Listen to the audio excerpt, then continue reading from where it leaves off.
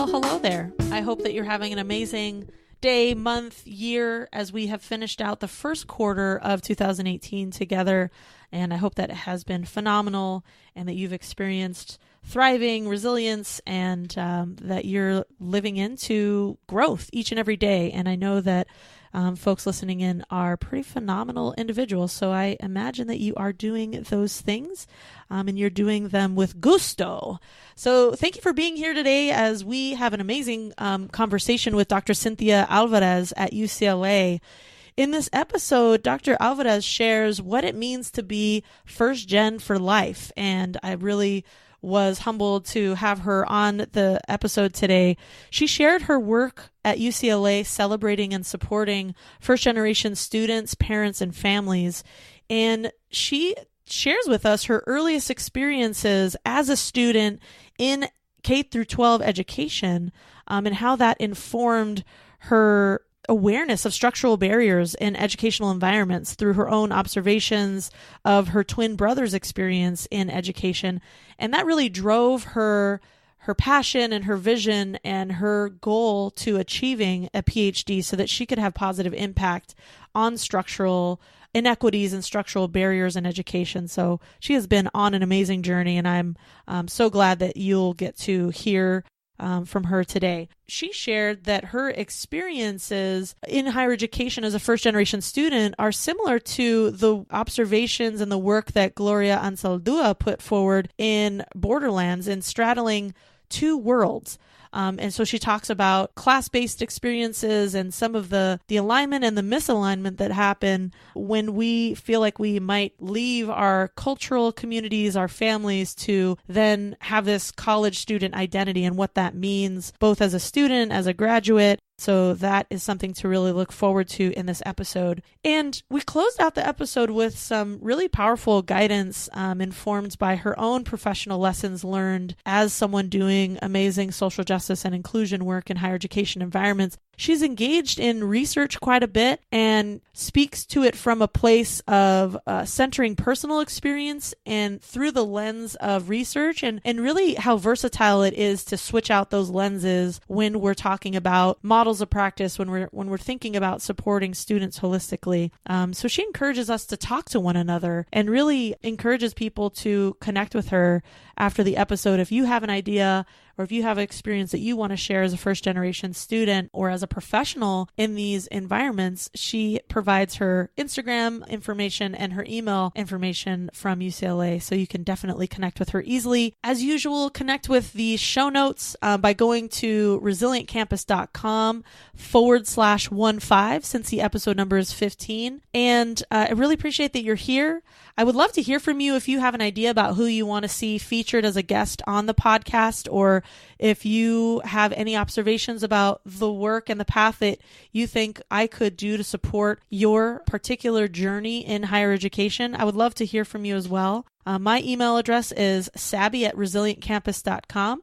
So that is SABY@resilientcampus.com. For now, for this moment in time, I am going to go enjoy some sunshine, and I will let you enjoy the episode, and I would look forward to hearing from you. Have an amazing day.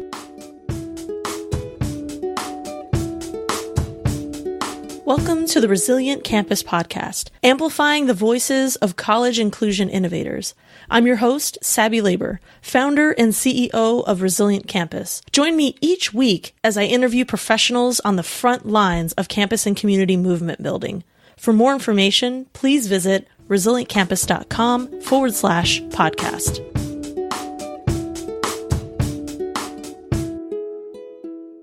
This is episode number 15 of the Resilient Campus podcast. Today we're speaking with Dr. Cynthia Alvarez. Cynthia L. Alvarez, Ph.D., was born and raised in Indio, California, a daughter of immigrant parents who came to the U.S. as day laborers and field workers. Dr. Alvarez grew up with an idea that her parents planted in her head. Receiving a college education was the ticket to a better life.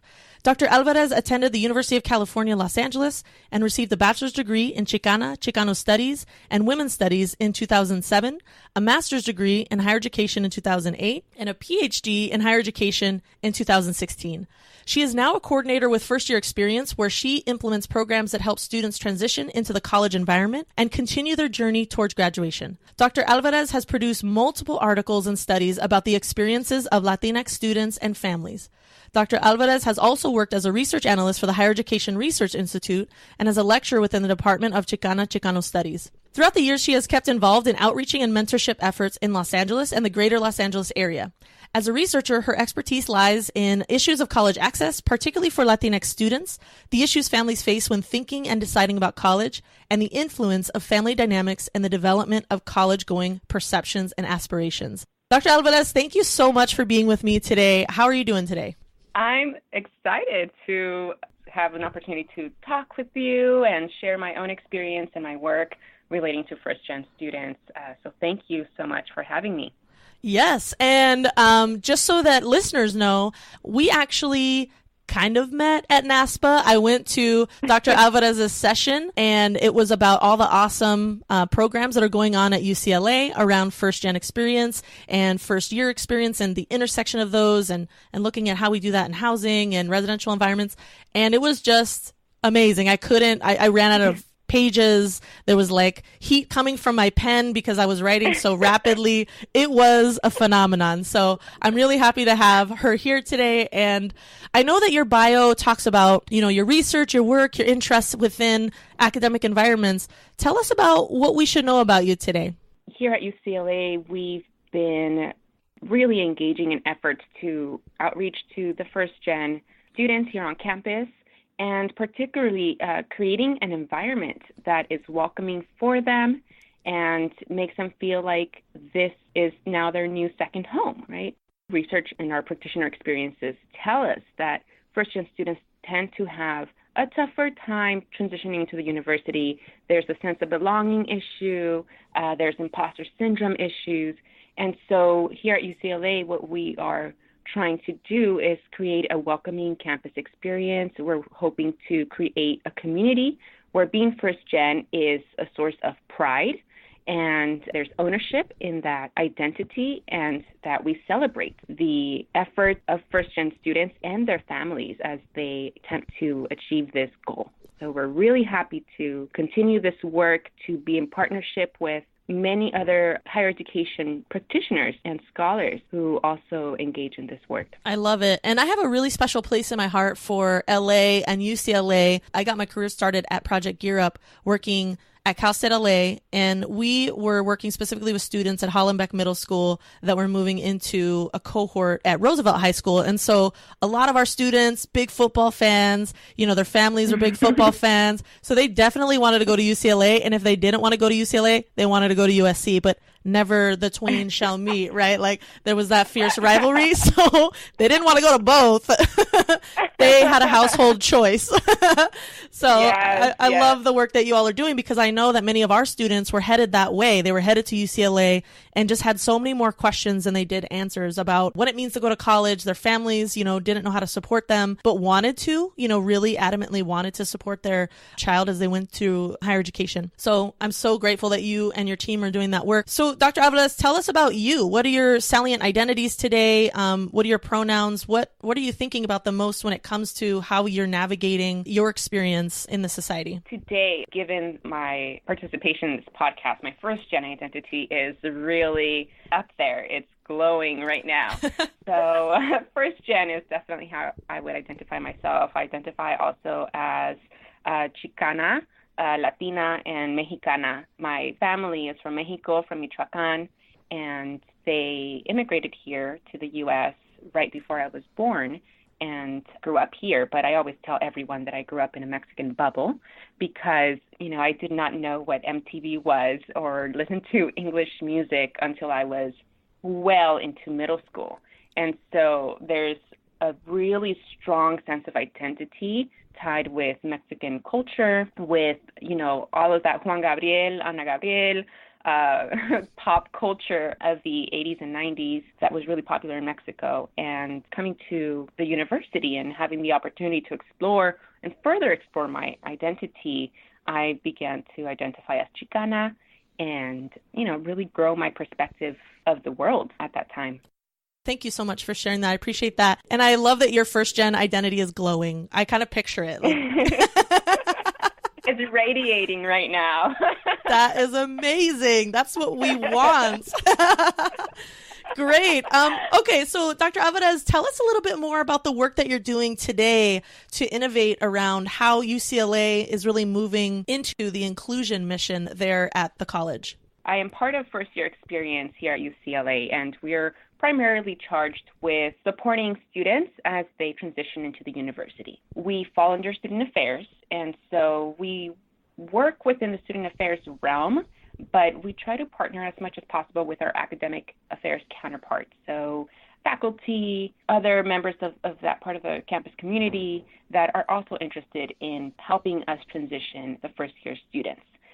So within FirstYear Experience, we have a program called First to Go, which is the brainchild of our director, Dr. Latanya Reese-Miles, and the program coordinator for it is Simone Morales, who unfortunately could not join us today.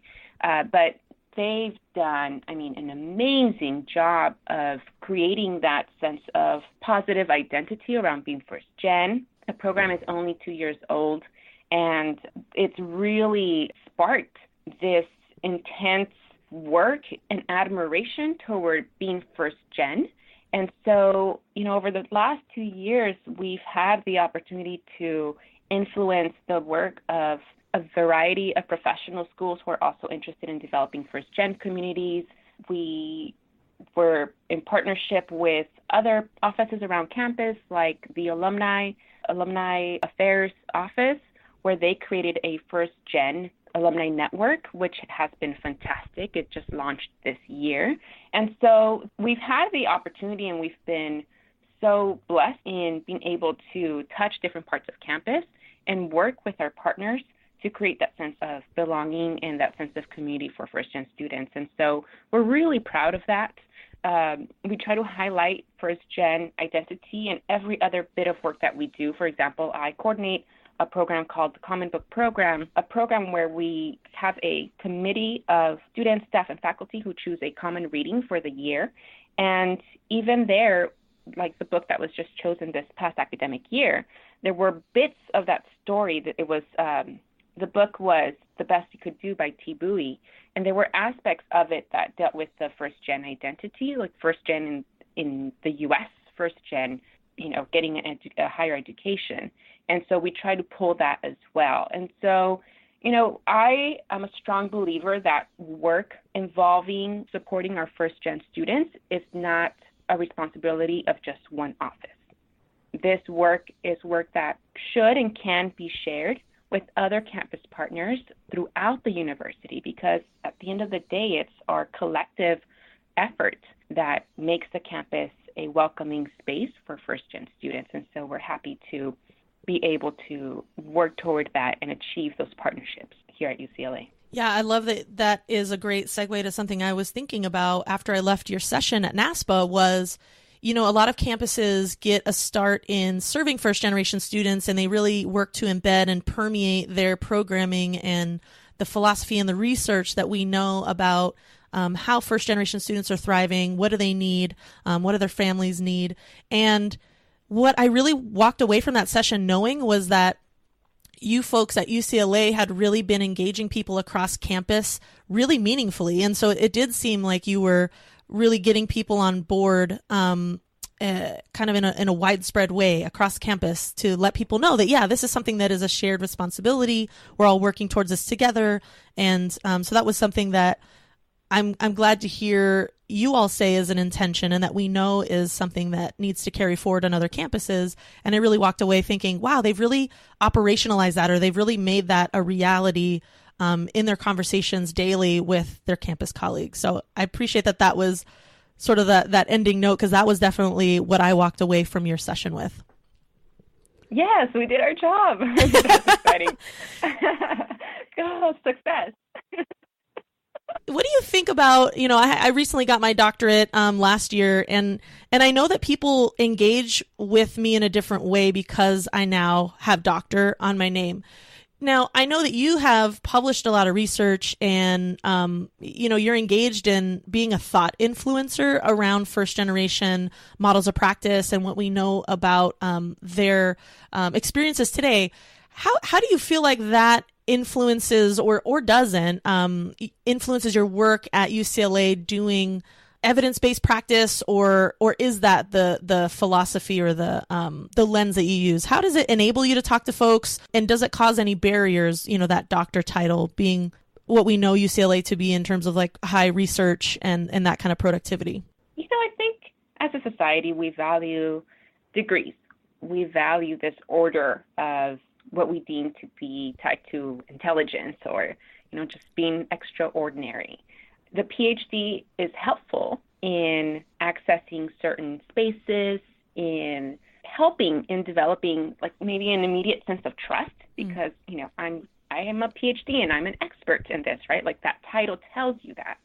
But you also have to take it with a grain of salt, and you have to be a little critical about it because there are many people who don't have the title of PhD who have a wealth of knowledge that we cannot discount just because they don't have that title, right? Getting a PhD is not necessarily only based on how smart you are or the capability of your critical thinking skills.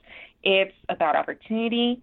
It's about luck in some aspects.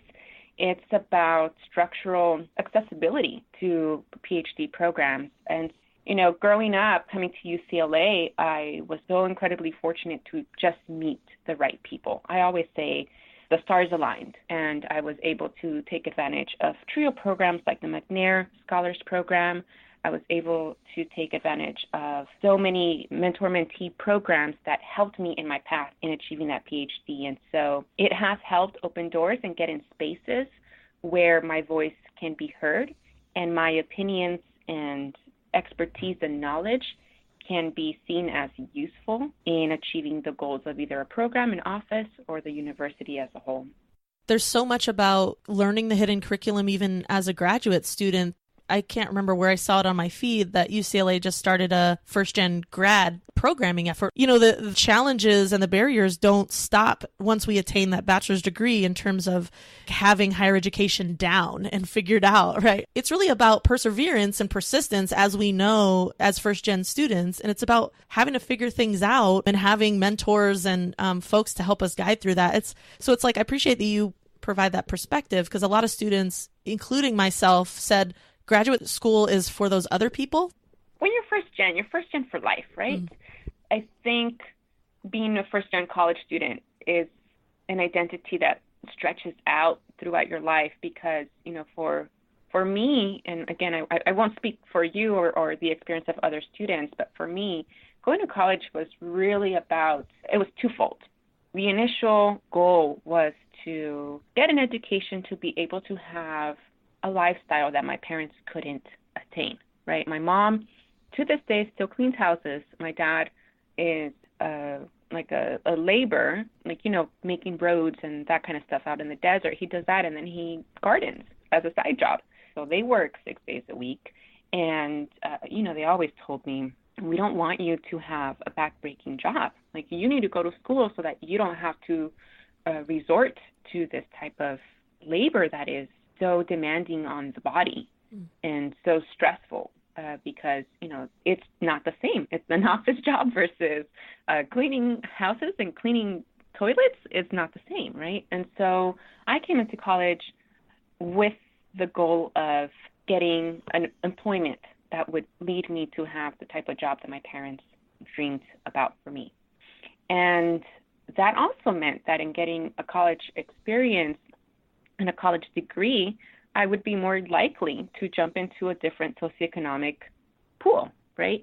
That I'm able to have some money to spend on things that may not have been attainable for my parents, that I feel less guilty about going out to a restaurant with my friends because I know that I have a job that is a lot more secure than theirs is. And so coming to college and having those opportunities for employment, and then going into graduate school and having a Ph.D. open more opportunities for employment.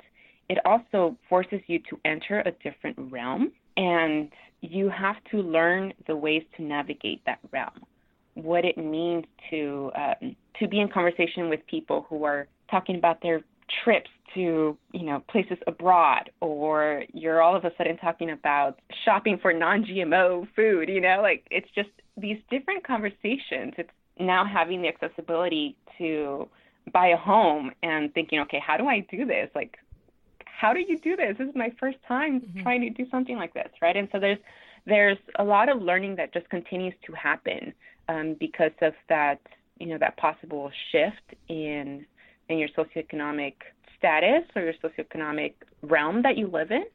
And, that presents challenges sometimes. It presents guilt because, you try, at least personally, I try my best to provide things for my parents that they would not provide for themselves, like, a nice dinner here and there, a trip here and there. My experience in going into college provided opportunities, and it also provided a sense of distress and guilt because I was moving on and I was not seeing my family do the same. And so I always think of Ansaldúa in the Borderlands where, you're straddling two different worlds at the same time. And, it's both with my identity as a Chicana, as, growing in that Mexican bubble when I was young, and also socioeconomically about my awareness of the world. And it's just really interesting. And you grapple with it in different ways every day. And you just try to make sense of what's going on in your life. I appreciate that you shared that, because now I'm even more grateful that you're in these roles where you can influence how students are engaging in their own college pathways. One of the things I'm trying to do in recent years is really uplift those folks that are first generation themselves and that are now, kind of moving forward the needle on amazing work to help our current first generation students. So it's kind of like, these are the lessons I learned. Here they are. You can choose to do something different, the same. It's totally up to you. But now you have the information to kind of make that informed choice. And I'm here to support you. And so that's what I love about all that you shared, because now I'm like, yeah. And now she's at UCLA really impacting the experiences of other students. And that's just awesome. Oh, thanks.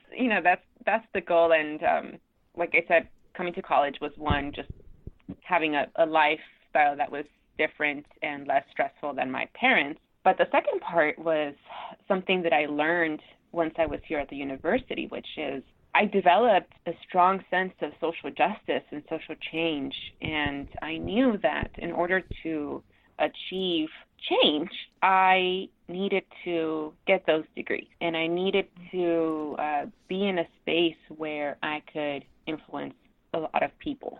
And so that passion for wanting to achieve social justice, and for me, it was particularly focusing on accessing the college or higher education and alleviating the stress in that process for students and parents was really important for me. And when people ask me, should I go for the Ph.D. or not? And I'm like, look, it is tough. A Ph.D. program is tough. It's mentally challenging. It's academically challenging. Imposter syndrome does not go away after you get that bachelor's. It is real. But if you feel like you have a good support system, that you can find mentors, and most importantly, if you feel like there's a strong passion in what you want to achieve with this degree, or in the work that you engage in as you're getting this degree, then go for it. Because when times get tough, the thing that will pull you through is that passion inside, that passion for achieving, that social change or achieving social justice. And that's what's going to pull you through. If you're getting a PhD because you want a pay raise, I would assume that would be a little bit more difficult to get through those tough times. But I think having that passion for making change is what really pulled me through that program. And now, as you saw in the NASPA presentation, it was a presentation with parent and family programs here at UCLA. And even though I'm not part of that office, and I'm part of FirstYear Experience, which is, dealing strictly with students, my own research and work was really about student and parent journeys into higher education. And so I've been able to form relationships with parent and family programs, and I've been able to, be a sounding board, but also provide advice and just provide ideas on how we can bridge that gap between higher education and the parents of first-gen students and involve them more, because I truly believe that for first-gen students, and I've seen this in my research, first-gen students and their parents, this journey to higher education is not an individual process. This is a family process. And obviously it could be parents, guardians, aunt, uncle, grandma, whoever's part of that family sphere. But this is a process where going to college changes not just the student's life, but their family's life. And so for me, it's really important that I continue conversations around supporting students, but supporting families as well, and making higher education a space that feels welcoming and feels like this is a space they can take advantage of, that they can enjoy while the students or the families are here. I think that that's something that I'm sure the parents and family members are really grateful for, just educating. And I wouldn't say educating. I think that parents and family members, they want to be invited. Oh, yeah. Definitely. And sometimes it's something as simple as, we don't send out the invitation via paper mail, what we call snail mail now, and it's not in multiple languages that the parents and family members can read necessarily. For some of our communities, I remember, particularly working there in LA, like just thinking about our Spanish language parents and family members and really honoring that geographic history of the land and the people. And so I love that you're really centering a primary partnership with parents and family members. That's so important. We're going to shift a little bit. I mean, you talked a little bit about, your journey discovering your passion for social justice. What else might we want to know about how you arrived to the work that you're doing today? I grew up in Indio, California. Geographically, it's in a valley and it's in the desert. And when I was growing up, there was only a community college there. And the nearest four-year higher education BA granting institution was Cal State San Bernardino, which is still about an hour and a half away. And so the valley, the Coachella Valley, is basically split between east and west. And on the west side, you have the more affluent cities, Palm Springs, Palm Desert, Rancho Mirage, Indian Wells. And on the east side, you have, what is mostly a working class community, Coachella, Mecca, Indio. And so I grew up on the east side. And I don't know if we really talked about college. I think, I'm having to go back. I think there was a general understanding that if you wanted to go to college, you had to leave the valley. It wasn't like, growing up in an urban city where you can potentially drive. It might be a long drive, but you could potentially drive and commute to your university or college. Out in Indio at that time, it was really about, if you're considering going to college, you're considering leaving. I know that I had a lot of friends whose parents were a little scared to have their children take that leap. Luckily, I was, my parents, they were very supportive, and not that they didn't care, because they did. They cared that I went to a place that was safe and a place that was accessible for them. But they really felt like going to college was a step that we needed to take. And so I kind of grew up with that idea that maybe I was going to go to college. Like, that was not something that was impossible. And I have a twin brother. And as I was going through middle school and high school, I started noticing things. I started noticing that I was in honors classes, that I was in more advanced classes, and my brother was not. And I was also noticing that, in my English classes, I was writing essays and preparing for an AP exam, and my brother was not. My brother didn't get a chance to write an essay until he was a senior. And so, if you're thinking about tracking and you're thinking about how students are being prepared to go to college, I was seeing it with my twin brother, same household, same ideas, and it's just a different educational experience. And so when I was a freshman or a sophomore in high school, I remember really thinking about this. And I was walking into my English honors class, and the bell rang, and I purposefully stayed behind to be the last one to enter. And I asked the teacher who was holding the door open for the students to come in, I asked her, who decides what classes students take? And she says, well, it's a combination, but the principal, at the end decides what courses are available. And I said, okay, who's the principal's boss? And she says, the superintendent. And then I asked, what do you need to do to be the superintendent? And she said, you need to get a Ph.D. And so from that moment forth, I thought, okay, well, if I'm going to make some sort of change so that we don't have students like my brother taking, classes that are not developing their skills, then I need to have a Ph.D.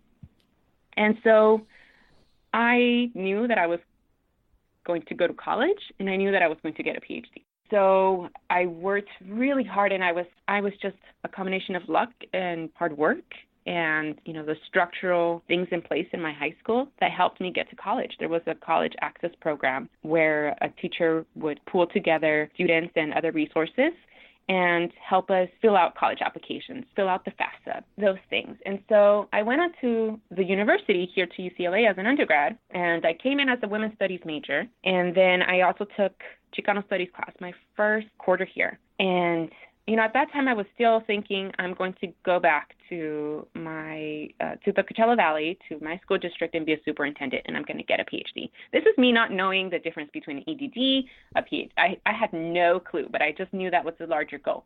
And then I came to the university, and I started learning about the history of college access within the Mexican-American Chicano community, and it invigorated me because I felt like, oh my gosh, I can really, I have this goal already, but this information informs me to get a PhD, and it also informs the type of change that I could do. And so that was happening at the same time as I was discovering research. Again, I was part of the McNair program, which is a research program for students at university campuses. And so I started doing research, and I started focusing on college access and started focusing on Chicana students, and then it kind of evolved to parents. And I wound up in a PhD program straight out of undergrad, and I just continued my work, and I just kept thinking about the things that I could do to facilitate that process of getting students and parents into the university, first-gen students and parents like me, and make positive change and contribute to my community. And that was really important for me, and it's still important for me. It's something that I hold dearly, and I feel a sense of responsibility because I understand that I got to the place that I'm at due to other people's work and effort and support. And so I feel a sense of that responsibility and, sometimes a burden because it can be, it can bring some stress. But I feel the sense of responsibility to use all these skills that I've gained to other people's efforts in helping me get here and use them to advance accessibility to the university, but also, help in that way, help my community have access to a good life, and so that's just really important for me. And that's what I strive to do with every step I take in my career and every talk I give and the work that I do. Wow, that is powerful. What a magnificent journey that you've been on. I mean, so powerful, the intentionality, the focus that you had, even if at that time you didn't know what a superintendent was, you're asking questions to kind of figure out how are things the way they are. I mean, that's really, really powerful. I have learned that we kind of never figure out what we're doing sometimes. It's a constant journey of discovery, self-discovery, and the best you can do is just look at your moral compass or your ethics or what your life philosophy is, and just use that to guide the steps that you take. And that's been something that I've learned, and it's helped me cope with some of that kind of survivor's guilt sometimes, and cope with the sense of responsibility. So I hope it's something that people remember. I think, especially like first gen students, whether they're at their undergraduate level or graduate level or even beyond in professional realms, that if you do have that sense of responsibility or that survivor's guilt, and sometimes it can get a little heavy, that we take the time to self-care and to remind ourselves, that we are human, and in order to help others, we have to help ourselves, mm-hmm. right? So that to me is really important too. I've taken on outdoor backpacking. I've taken on so many things, cycling, to help me be present in the world, and obviously staying in contact with family and staying in contact with the communities that I'm trying to help and trying to support has also been very healing as I go through this personal journey, really. That's fantastic. So you've shared about your personal observations that have shaped your pathway and the approach to your work today. Can you share with us maybe a book or a podcast or a resource that also informs the way that you approach the work that you're engaging in? Podcast. I try to stay away from my phone and social media when I can, but I'm actually kind of a hidden nerd, and I know that it's not necessarily tied to education, but I like to listen to. This is really nerdy. I like to listen to superhero, a superhero show. It's called Hyper Heroes, and it's a YouTube show, Hyper RPG. Nice. The channel is Hyper RPG, and the show is Hyper Heroes.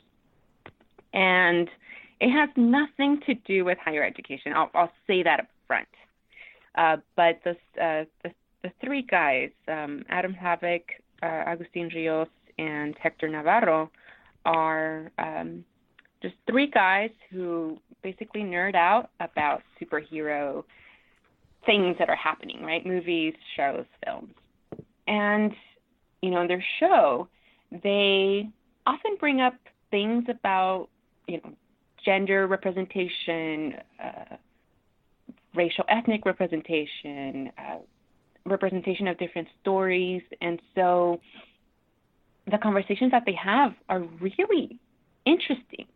And I like to listen to that because it reminds me that it's not just educational practitioners that are grappling with issues that are important to us, that there are many other people who are also grappling with issues of, SES, gender, sexuality, race, ethnicity, all of these other things. And so, again, because even though it's not educationally related, it still holds conversation in the topics that are interesting to me. And because it's from such a different realm, it provides a perspective that I can bring back to my work and think, okay, how can I use that information to inform how I interact with students or to inform how I approach different topics? Because, I don't know if you're in the YouTube world, but what I've seen, people don't hold back on those YouTube comments. I mean, it gets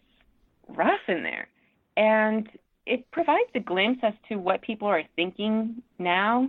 When the hosts of that show get called social justice warriors with the intention of it being a derogatory term, you get to see why people think that, why people think that's a bad thing. You get to see how the hosts respond to that. And it's all very interesting. And I like to keep a pulse on what is going on nationally and what is going on in, our mainstream culture, because that's what's informing the staff at a university. That's what's informing students. It's informing faculty. It's informing everybody, right? Everything that's happening in the world is informing how we view the world. And therefore, it informs how we approach the work that we do. So for me, it's important and it's valuable to pay attention to conversations and things that are happening outside of the educational realm, because it keeps me from staying in a bubble. Absolutely. I mean, this is interdisciplinary work, and we are whole people after all. Yeah.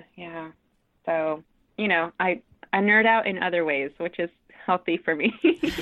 That's fantastic. I love that. And that is a theme. I was talking with our last guest, Z Nicolazzo, and she was sharing that, she's really attached and tethered to her phone. And I was like, oh, that's great. Everybody has a different perspective on it. And so a lot of the resources were podcasts that, and ways of connecting via the phone. And I love that you're talking about, something that you're nerding out on outside of education.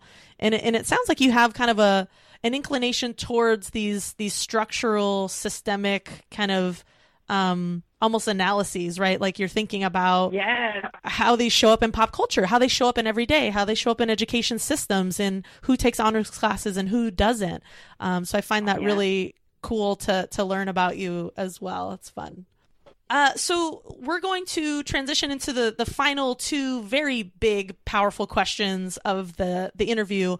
The first one being, what has been the biggest lesson that you've learned in your professional life? Share that with us, please. Oh my gosh, I've learned many lessons, which, some have been harder than others.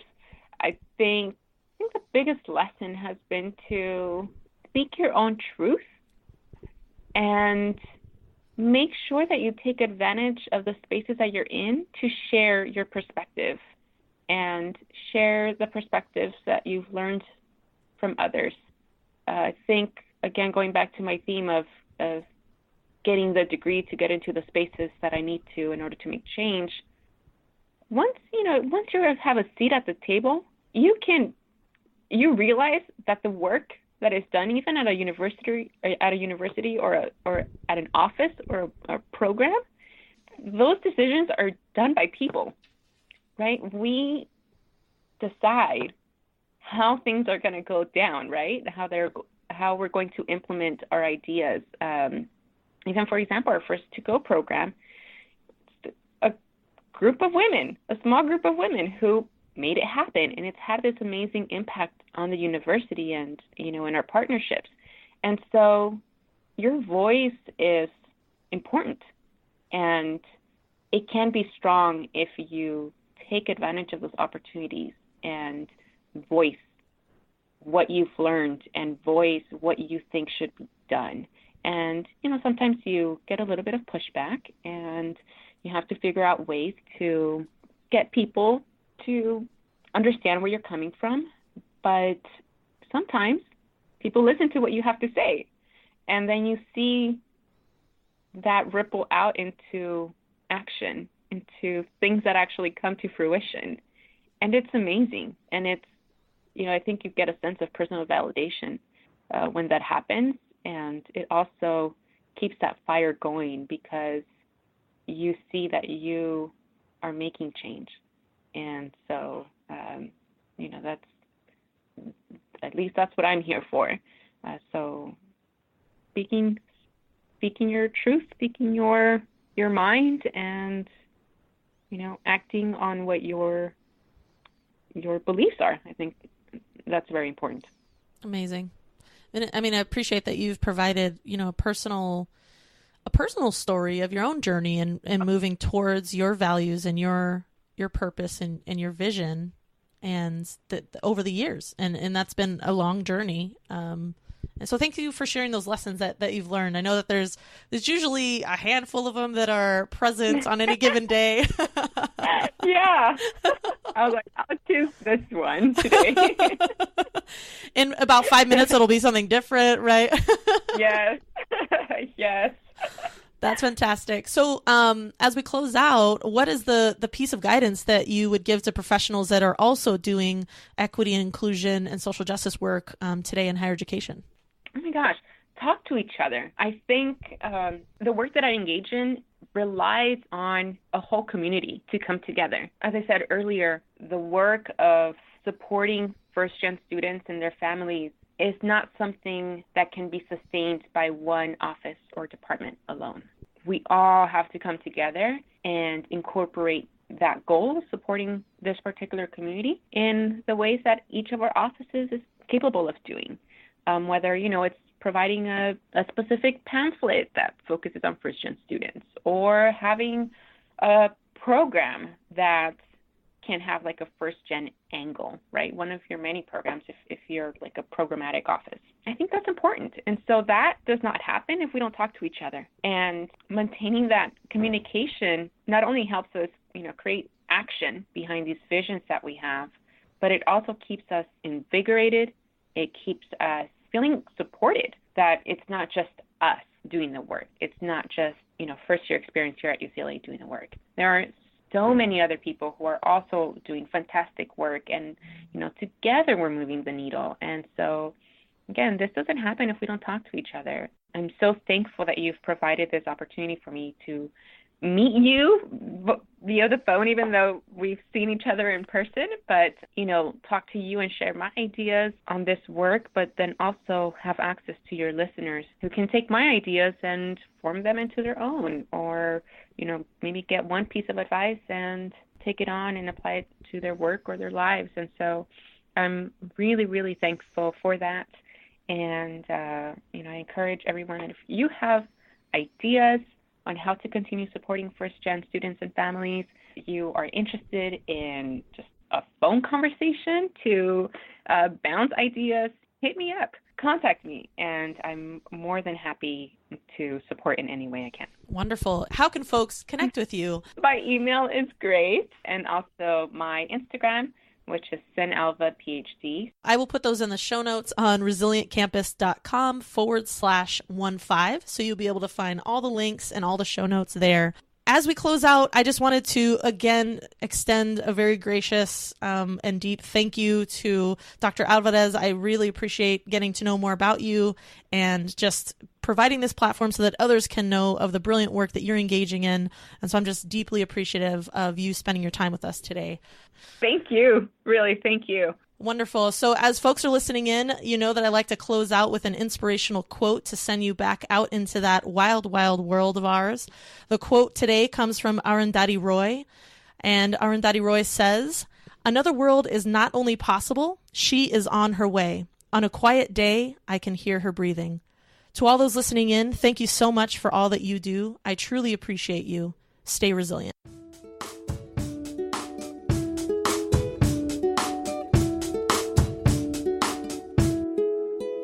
Thanks so much for tuning in. Head on over to iTunes, SoundCloud, or Stitcher to subscribe to this podcast so you don't miss out on a single episode.